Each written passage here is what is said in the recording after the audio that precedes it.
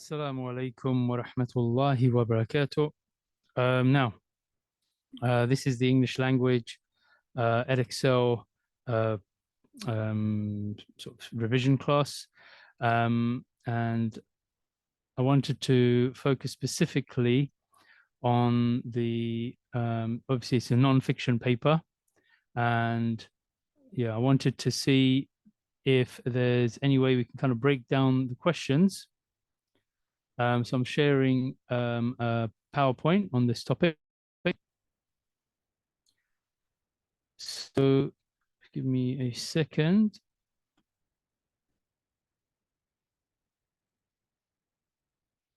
So I'm going to start from the beginning. And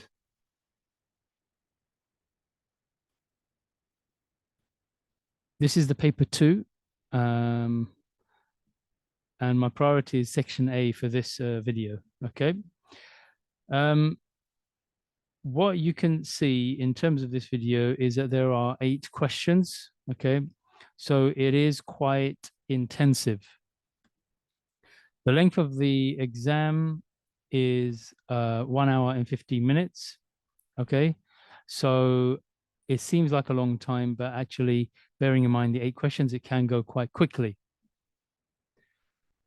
Now, if we were to break down these, what to do with your time, you need to have an active reading of the extract. You've got about 10 minutes. So that'll be 5 minutes for the first extract or text and 5 minutes for the other ones because you have 2 texts to read. You need to do active reading, which is to read the questions first before you read the extract. Do it quickly. Having said that, watching this video will give you general patterns on the range of kind of approaches to each question that you generally get. So you should get a good handle. You should already have an awareness of what the question will kind of focus on. So it assumes you already have that common knowledge, but this video, inshallah, will help you sort of have that reinforced in your mind. Text 1, you have 2 questions. They are 2 markers each, and it's 2 minutes. So 2 marks, 2 minutes. It's a mark a minute. Have that as your kind of basis. However, it will actually take you quicker than 2 minutes. It's possible you could do that. So therefore, if that is the case, you can save time by doing your question 1 and question 2. That is really vital for when you get to your question 3, because any time saved, you can put it into this question. 15 marker. Okay, this is your language structure question, 15 minutes. So imagine you save a minute each. That bumps up to 17 minutes. And any time you can spare is a bonus. The second text is for question 4 and 5, and they are 1 mark each. So therefore you have 1 minute each, and the same rule applies. Try to save time on this. I'll talk a little bit more in detail about each question type. It doesn't stop there. Question 6 is a 15 marker. This is your judgment or evaluation question. And again, it's 15 marks. Now, what you can see, therefore, is that the marks are weighted more in favor of text 1, okay, by an additional 2 points. So there's not much to it. Whereas text 2 is focused on a little bit less in terms of marking, okay?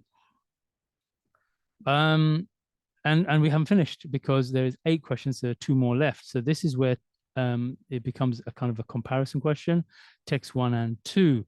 And that's for question 7A and question 7B.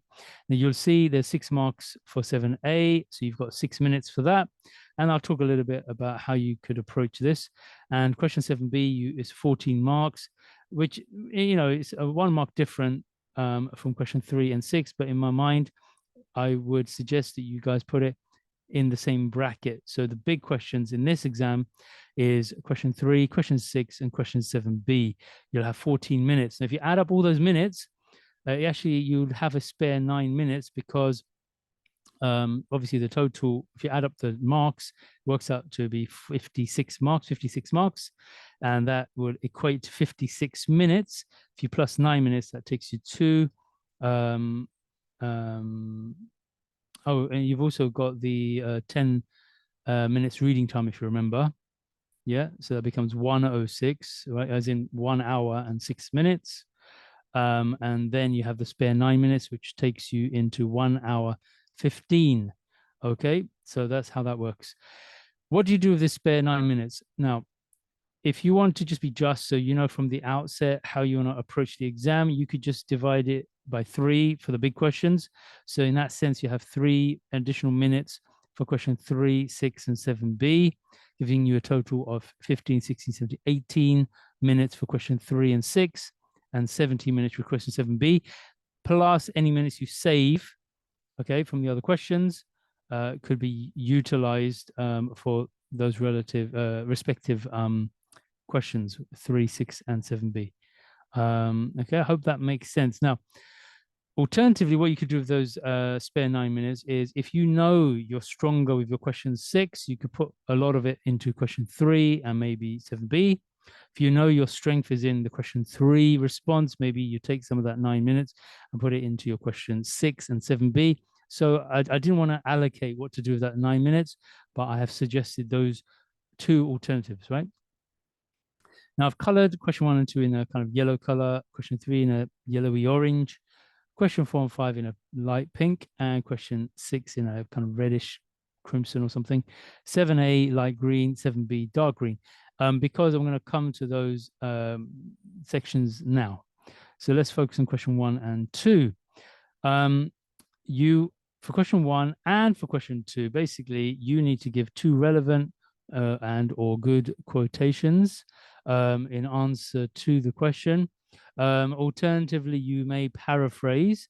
I personally believe just give the quotes. It's easier. You don't have to think. Just find the quote that pertains to the question, and that's your answer. Okay. It also, I've said here, but quotations are better. Also, the idea is there is a range of good answers. So it's not just one answer is the only answer. There's a range. Okay. You should pick from the best ones. The other thing to mention is it will give you a line range, like from line there to line here.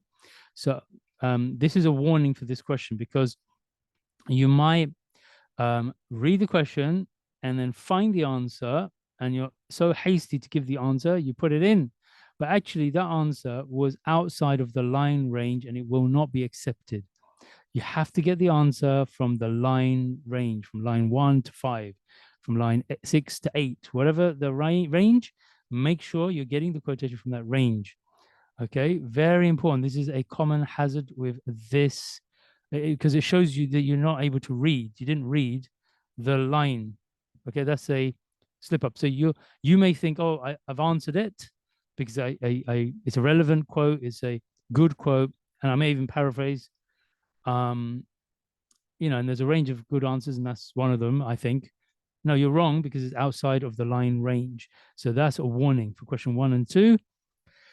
How about question 3? This is it says here there will be an extract that you must refer to, obviously, and it's an analysis question. So you have to identify language devices and explain why they are there. You have to identify structure devices and explain why they are there. Why did the writer use those language or structure devices? And whilst explaining why the devices are there, mention the effect on the reader. So you have to mention the reader. So this is what I would call the language structure question, and also effect on reader. On average, you should aim for a minimum of 2 major paragraphs. Okay, this is the ideal case. It is tricky. If you can't do that, 2 major paragraphs. By major paragraphs, I mean it's kind of like a whole page long. So you do 2 full sides. It depends on your handwriting, of course. Alternatively, you can do 4 minor paragraphs. Now, if you can write more, that's better. I must say that in the early exam papers where they have already prepared the lines where you will write your answer on, in the early exam papers, there was only 2 sides. So that told us that you should only aim for writing 2 sides. Later on, maybe a year or 2 later, they increased it to 3 sides.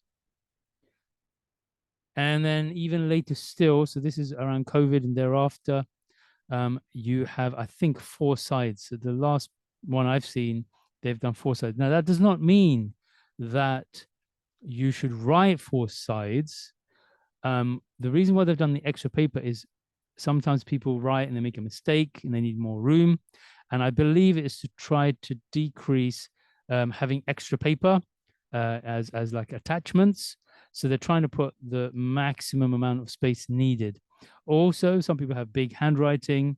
Some people may write every other line. So they're factoring all this in there. I mean, because realistically, if you see 4 pages and you're just going to aim to write 4 pages, I don't think you'll be able to do that in 15 minutes. Because remember, we said for question 3, you've got 15 minutes. So that's why I've said average. The aim is 2 major paragraphs. And I feel there is a type of sufficiency. It's sufficient. Okay. Now, if you can't do 2, then do 1 major paragraph. But remember, I mentioned 4 minor paragraphs. This will be breaking your paragraph into 2 smaller segments. Okay. You need to decide which you're going to go for. And it really depends on the extract and what you've got to say. Remember, each paragraph is like a topic that you're going to discuss. Okay. By having 4 minor paragraphs, you're going to talk in brief about 4 main things. Okay. By doing 2 major paragraphs, it means you're going to talk in detail about 2 major topics, but you might break that down into subtopics. So that's up to you. Okay. It's 15 marks, as you know. Moving on. Question 4 and 5. I put them here. Okay, sorry, I wrote down question 1 and 2 here, but it should be 4 and 5. But it's one relevant, good quotation or paraphrase. Okay, so it's almost the same as question 1 and 2, except instead of 2, they want 1 quote, 1 something relevant or paraphrase. As I say, pick a quote. Try not to use your own words. Just find the quote that best suits it and just put it in. Again, there will be a range of good answers and pick the best ones. Now, there's more I want to say about question 1 and actually specifically question 2 and also question 5, but I'll save it for later on. If we move to question 6, this is your judgment question or evaluation question. And here again, there will be an extract. You must refer to it, obviously, because this is the evaluation question. So here you have to focus on a setting. You're evaluating the setting, an idea that is being discussed, or a theme, or an event. Okay. You should also evaluate the writer's perspective. Like, what I mean by that is what is the writer trying to convey? What are they trying to say? Okay. What you could do is fuse the second bullet point with the first bullet point to say, evaluate the writer's perspective on the setting. Evaluate the writer's perspective on the idea or some ideas. Evaluate the writer's perspective on the theme being discussed. Evaluate the writer's perspective on an event being discussed. So these are things that you should have a think about. Now, the other thing that you should do is you have to ensure that you provide examples, okay, to justify your judgment. So whereas for the language and structure question, it's all about picking out as many language and structure devices and explaining them. And that's kind of your evidence, right? As well as the quote that you're citing. In this case, for the question 6, it's about, you might say the writer is showing a type of annoyance at something. The writer is trying to show that the character, whoever he's discussing, or whatever the topic is being discussed, that he's kind of frustrated with it. Okay, that's the writer's perspective.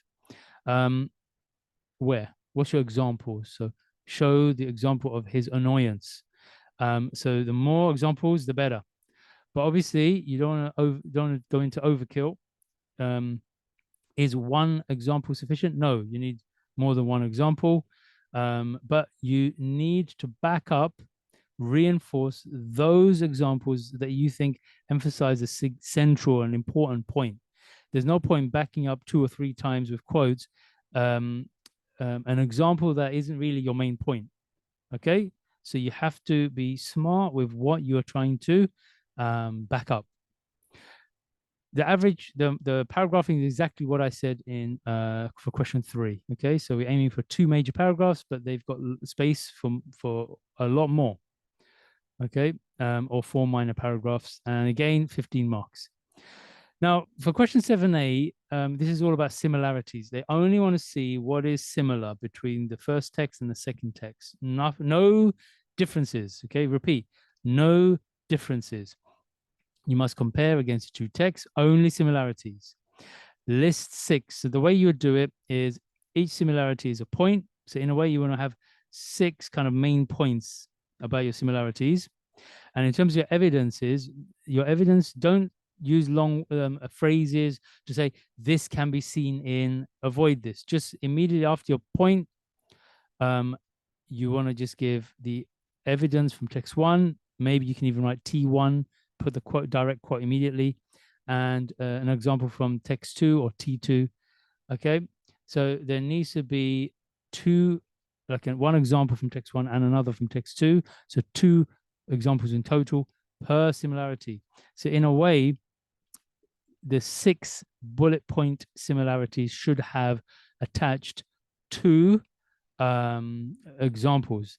This is quite tricky, actually, if you have 6 minutes to do it in, because it's 6 marks. But the best case is 6 bullet points with 2 evidences each. So that's in a way 12 things you're doing. Now, clearly, the more minutes you have here, the better. But you know, in a way, you can predict how much marks you're going to get here.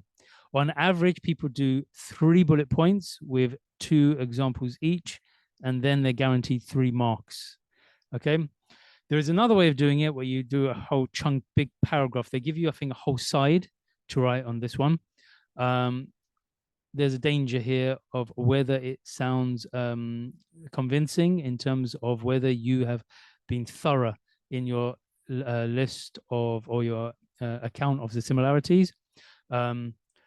So this does need a little bit of practice. You in 6 minutes try to write bullet point. What's your point? You know, what is similar in both texts, and evidence from text 1, evidence text 2, next point, like that. You have to be quite quick.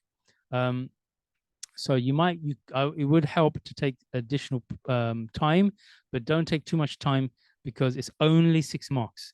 Don't spend all your time on a 6 marker. You have to be strategic.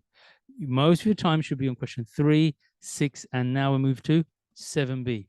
7b is a comparison and contrast question, okay? For this question, again, you must compare against the 2 texts. Are you allowed to reference the things you've made mention in 7a, the similarities? The answer is yes, but I would suggest you start maybe with, talk about similarities in a general sense, but focus more on the differences because you've not talked about the differences.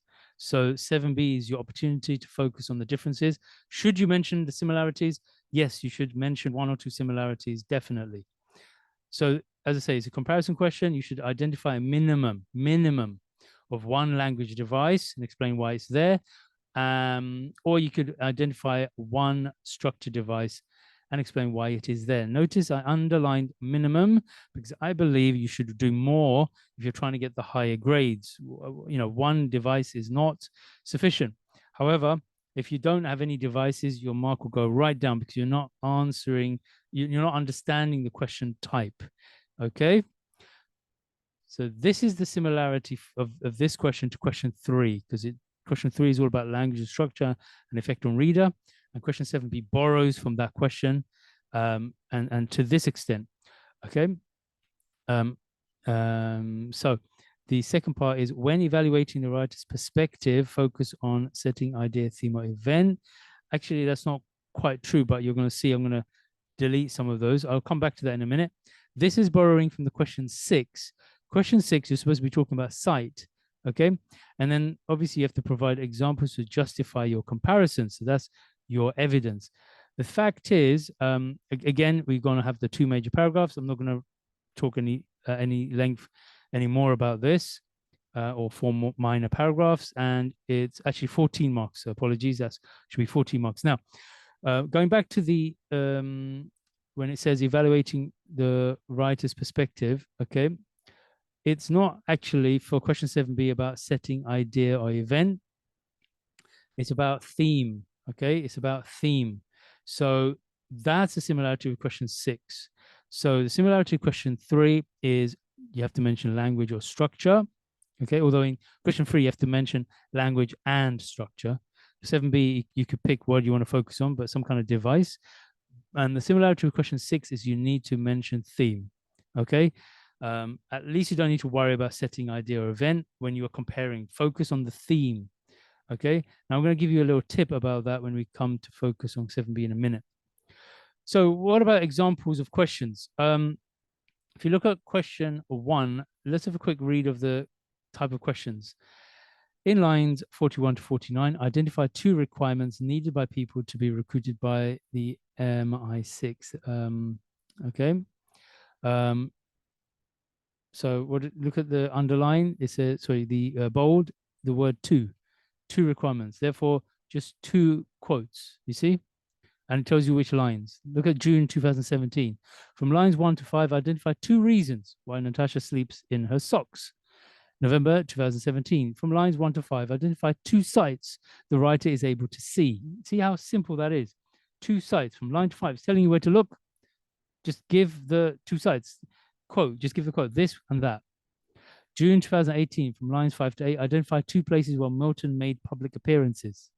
November 2018, from lines 2 to 4, identify 2 words that show Mr. White's state of mind. 2 words that show his state of mind. In June 2019, from lines 1 to 2, identify 2 details about the guest houses.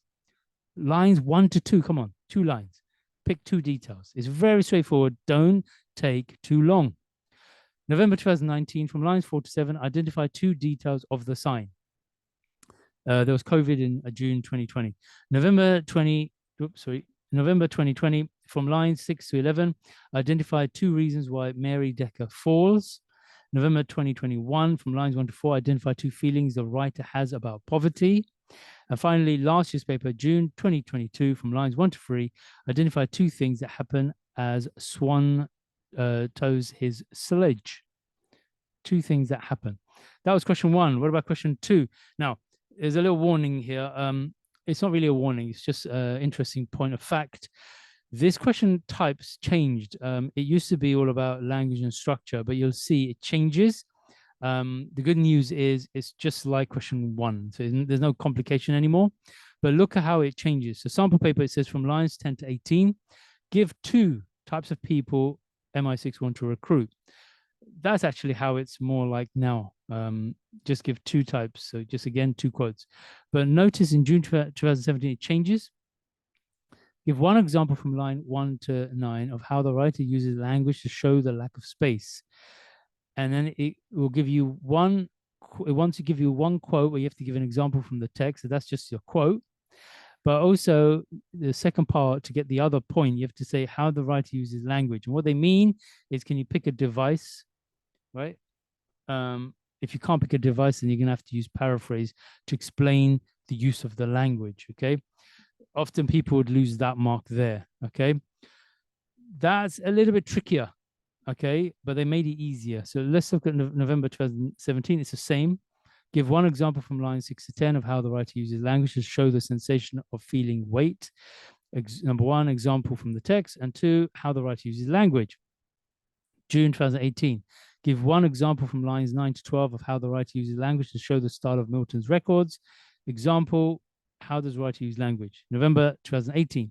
Give 1 example from lines 9 to 14, how the writer uses language to show Mr. White's feelings about the pregnancy. Example, how the writer uses language. Now look at June 2019.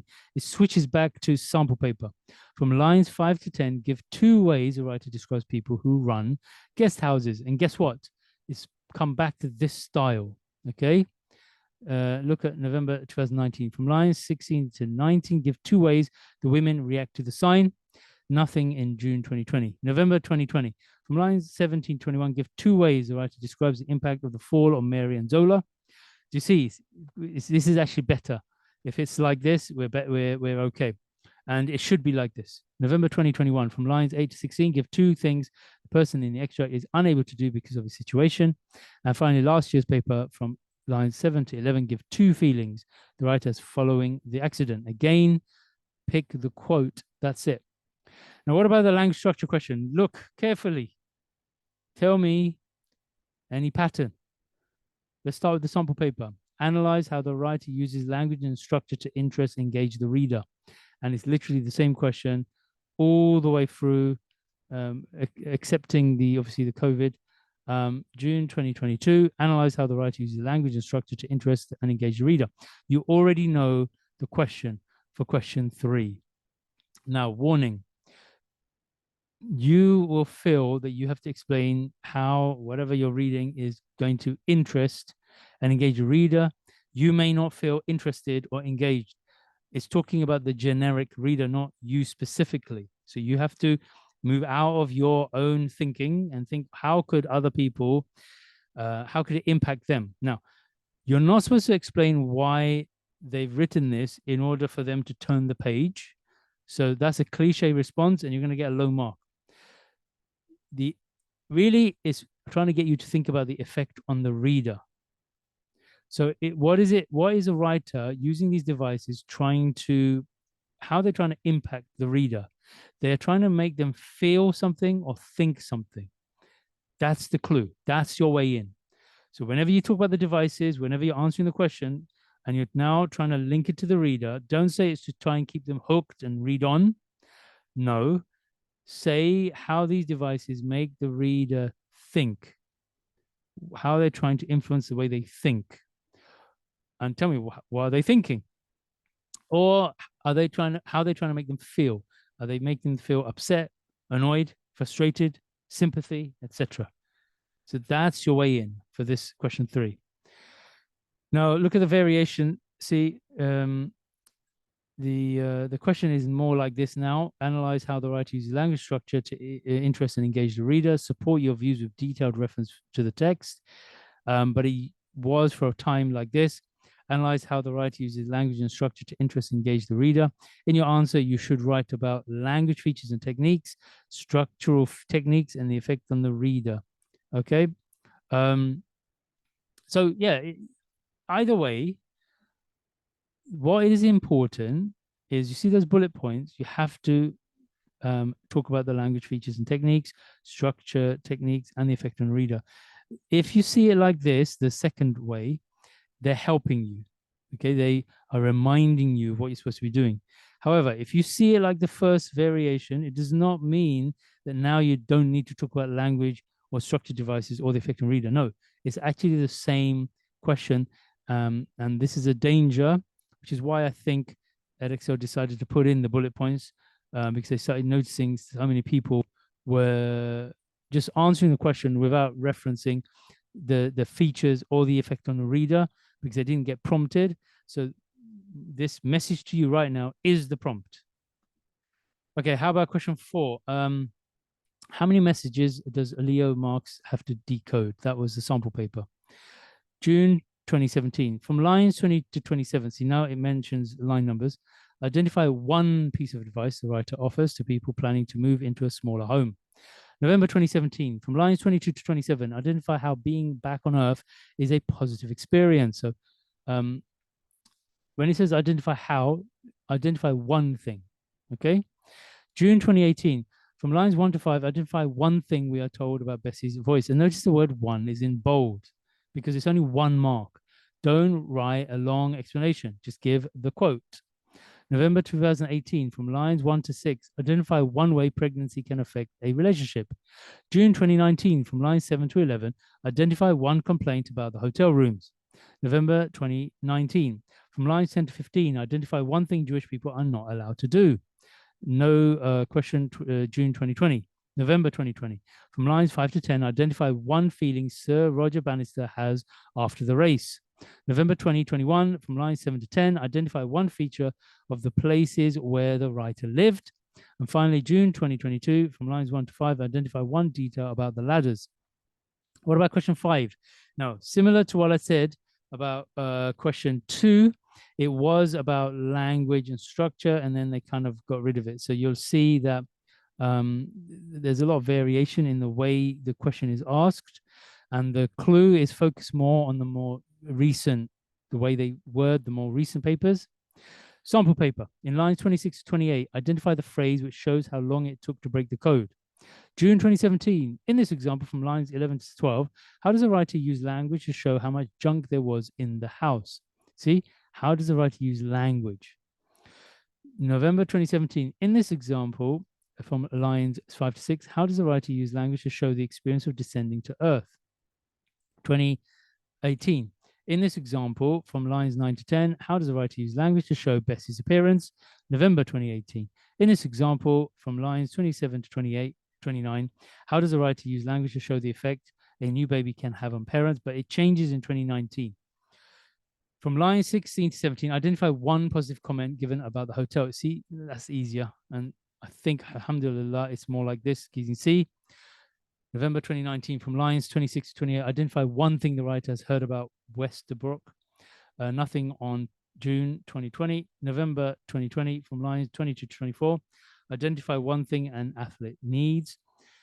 November 2021, from lines 16 to 19, identify one feeling the writer had when she lived in hotels. And finally, June 2022, from lines 7 to 8, identify one action completed by the Sherpas. Now,